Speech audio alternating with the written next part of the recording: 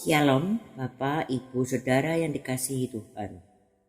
Senang dapat berjumpa kembali di dalam renungan pagi GKI Salatiga hari ini, Sabtu tanggal 23 April 2022 bersama saya Lani Sugeng. Sebelum membaca dan merenungkan firman Tuhan, marilah kita berdoa memohon tuntunan dan pimpinannya. Tuhan, kembali kami menghampiri hadirat-Mu dan mengucap syukur atas penyertaan-Mu.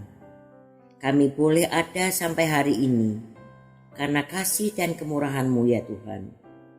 Sebentar lagi kami akan merenungkan firman-Mu. Pagi ini mampukanlah kami ya Tuhan untuk memahami maksud firman-Mu ini. Amin.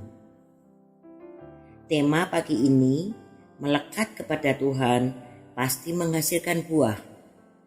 Nats bacaan saya ambil dari Yohanes 15 ayatnya yang ke-5a yang demikian firman-Nya. Akulah pokok anggur dan kamulah ranting-rantingnya. Tanaman anggur merupakan tanaman khas yang dimiliki oleh hampir setiap petani di Israel di masa-masa dulu. Selain gandum dan tanaman buah-buahan lainnya, Tuhan menggambarkan umat Israel sebagai pohon anggur pilihannya. Sayang mereka yang dipelihara Tuhan sedemikian rupa justru mengecapkan hati Tuhan karena tak menghasilkan buah seperti yang Ia harapkan. Aku telah membuat engkau tumbuh sebagai pokok anggur pilihan, sebagai benih yang sungguh murni. Melalui perumpamaan tentang pokok anggur ini, ada dua hal yang penting yang menjadi pembelajaran bagi orang percaya. Yang pertama, persekutuan yang karib dengan Tuhan. Ranting layaknya harus melekat pada pokok anggur. Jika tidak, sampai kapanpun ranting tidak akan bisa bertumbuh, apalagi berbuah. Jika ranting tidak berbuah dalam jangka waktu tertentu, pastilah akan dipotong. Ranting yang dipotong tentu akan mengering dan mati karena tidak mendapatkan asupan makanan. Ranting itu tiada guna lagi. Ia akan dibuang dan kemudian dicampakkan ke dalam api lalu dibakar. Karena itu, membangun persekutuan yang karib dengan Tuhan adalah hal mutlak yang harus ditaati. Tinggallah di dalam aku dan aku di dalam kamu. Sama seperti ranting tidak dapat berbuah dari dirinya sendiri kalau ia tidak tinggal pada pokok anggur. Demikian juga kamu tidak berbuah jikalau kamu tidak tinggal di dalam aku. Yang kedua, menghasilkan buah. Syarat utama untuk dapat menghasilkan buah adalah melekat pada pokok anggur.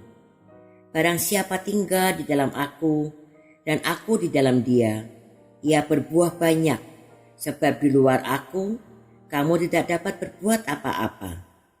Dibutuhkan kerelaan untuk diproses agar bisa bertumbuh dan berbuah. Setiap ranting padaku yang tidak berbuah dipotongnya, dan setiap ranting yang berbuah dibersihkannya, supaya ia lebih banyak berbuah. Di Yohanes 15 ayat yang kedua.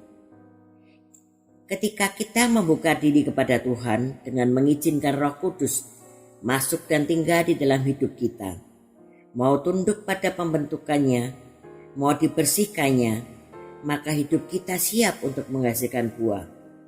Memang proses itu tidak mudah dan seringkali menyakitkan.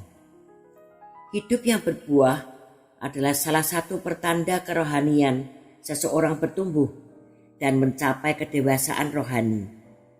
Melalui buah yang dihasilkan, selain nama Tuhan dipermuliakan, juga sebagai pertanda seorang adalah murid Tuhan. Secara sederhana, ranting yang menghasilkan buah adalah gambaran dari seorang Kristen yang hidupnya menjadi berkat.